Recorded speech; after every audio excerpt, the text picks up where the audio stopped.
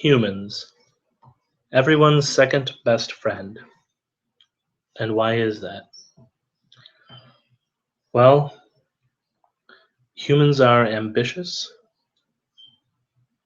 they are greedy, they display all of the traits that all of the other races display at times.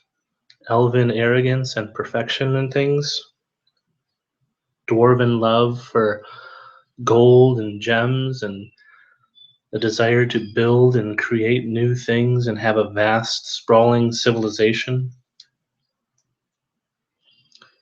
The gnome and halfling wit and cunning and general likableness. Humans borrow most of what they are from other things. Even humans in real life borrow from other countries' pastimes, other countries' words. The United States especially, we take things all the time and bring them into our own. And it makes us very approachable as a species, very adaptable as a species. In the 3.5 Player's Handbook, humans' personality is described as the most adaptable, flexible, and ambitious people among the common races. They are diverse in their tastes, morals, customs, and habits. Others accuse them of having little respect for history, but it's only natural that humans with their relatively short lifespans and constantly changing cultures would have a shorter collective memory than dwarves, elves, gnomes, or halflings. That says a lot, and I agree with all of it. I would say that that's why, as players making our own characters, many people choose to play a human. It's easier and harder at the same time. It's easier because obviously that's what we are.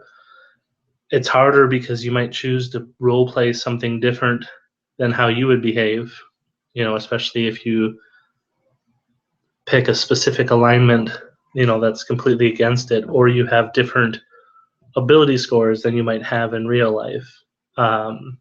Some people consider themselves very charismatic, and if they have a low charisma score, it might actually be hard for them to role play somebody using behaviors and actions more so than their voice, what they're comfortable with.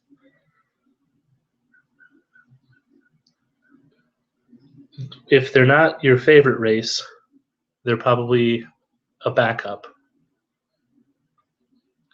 I don't know if that's true for everybody, of course, but that's something that I've observed with a couple hundred players that I've played with, and there's always a human in the party. I don't think I've ever ran a campaign where there just wasn't a human or some kind of half human or demi-human, some kind of relationship to humans. And even the half-breed species, like half orc and half giant and half elf, they all exist because people wanted to play something that was more human than the native species. So you don't have any ability adjustments in 3.5. You don't have any real, favored classes or anything as a human. So why pick that over something else for your build? Is it just that familiarity? In 3.5, at least you get bonuses. You get an extra feat at first level. You get 4 extra skill points at first level and an additional extra skill point at each level, beyond that. You have the ability to take any language as a bonus language other than secret languages.